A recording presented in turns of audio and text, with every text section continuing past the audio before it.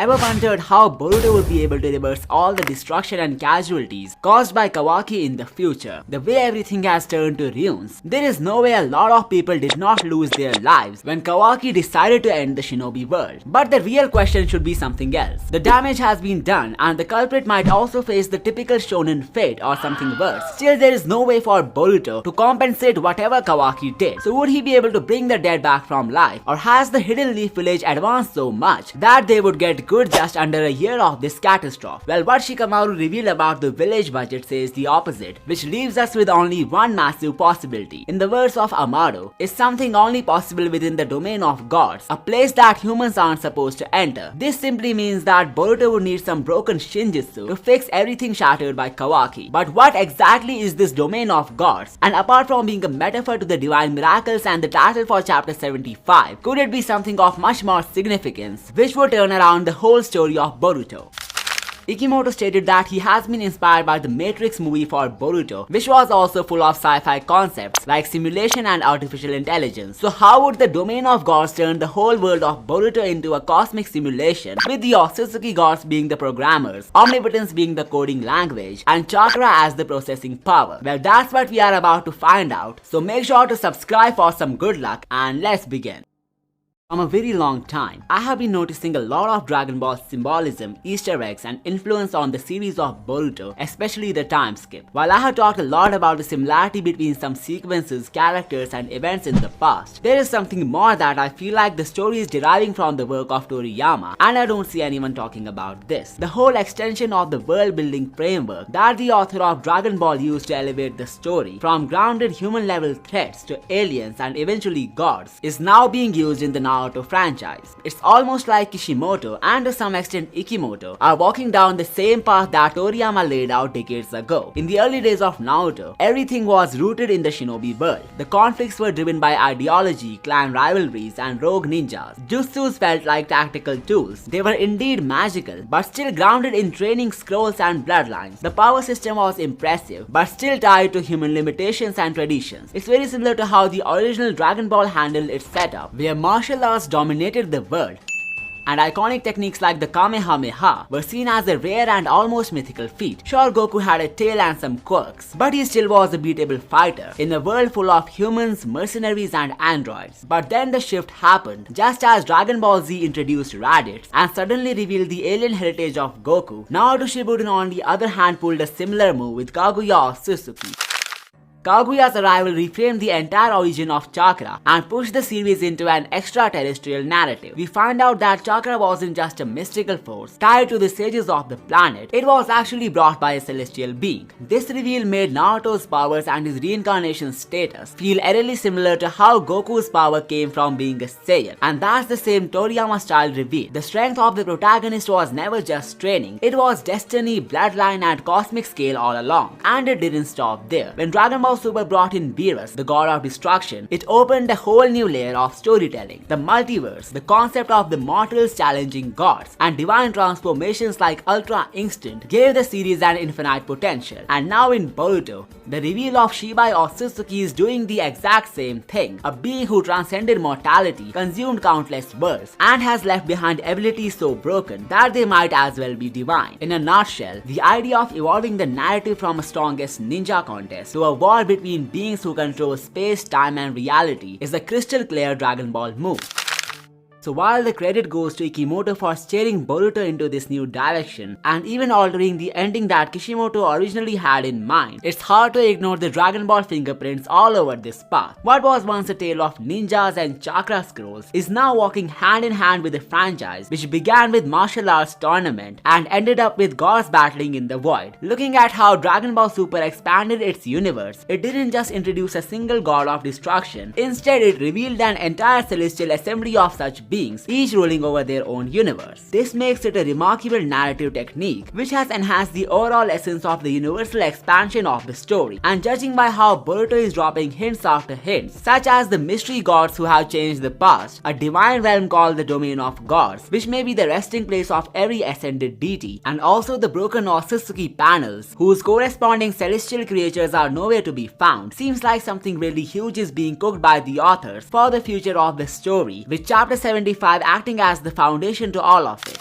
So the chapter was called The Domain of Gods, which translates to Kami no Ryoki, and while the first impression of any reader would be that it's a real place where all these divine beings exist and operate, however, upon looking at what this phrase actually means, I found something kinda unexpected. It actually translates to the field of gods, which seems to make sense, judging by how Amado used it when he was talking about the incompetence of reviving Akebi, something that only gods were allowed to do. So in a nutshell, Domain of Gods is not a literal place, but a metaphorical term describing the realm of divine power and abilities that Shibai had achieved. But this doesn't necessarily mean such a plane does not exist, where all these divine entities can be found together. Cause in the same chapter, Amado said Shibai has ascended to a higher plane of existence, and if you take a look at what Momoshiki said in chapter 79, he used the word gods to describe these divine beings who have tampered the history of mankind in the past, which means there are multiple such beings, and Shibai is not the only Otsutsuki who reached godhood.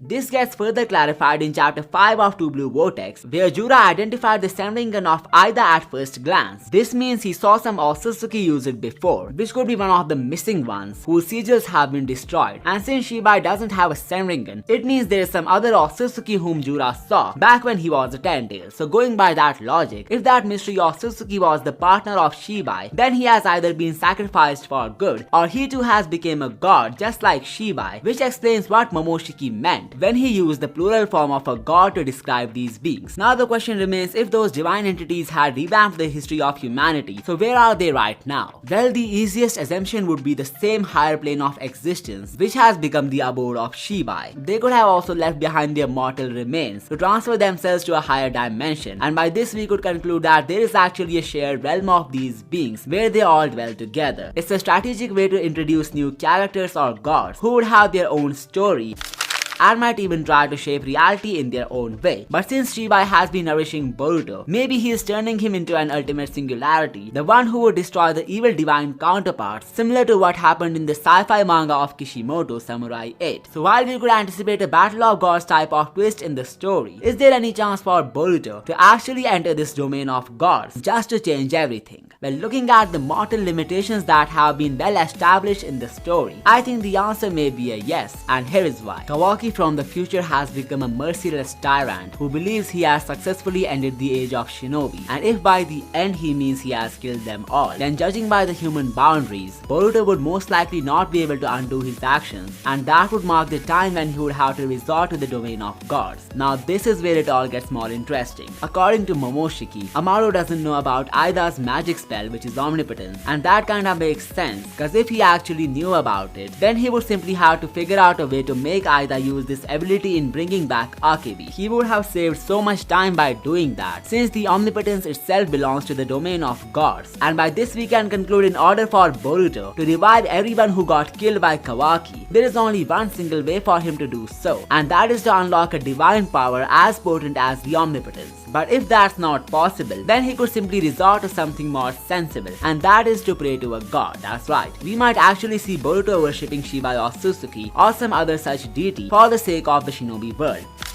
This would make sense in the context of these deities being the pinnacle of divine power in the series, and instead of using the typical Dragon Ball formula of defeating these divine creatures just to rank as high as them, Boruto could simply do the opposite and seek their help to restore all the destruction. Now you could argue that it would just lower the stakes of the story, as praying to a deity to get back everything is more like a happy ending type of twist. Well, it actually won't be a happy ending, and here is why. First off, we know there are other Otsutsuki gods in existence, and for the sake of plot progression, some of them could be truly bad, who just desire the destruction of the universe. So Boruto's god could ask him to deal with him first, in return of restoring the destruction caused to his planet. But a big twist could be him losing his life in the process, that he himself kinda teased in chapter 3, when he said that dying in the Leaf Village is not a bad idea, but right now he has more important stuff to look after. So if dying in the Leaf Village is not a bad idea, then dying for this village must not be a bad idea either.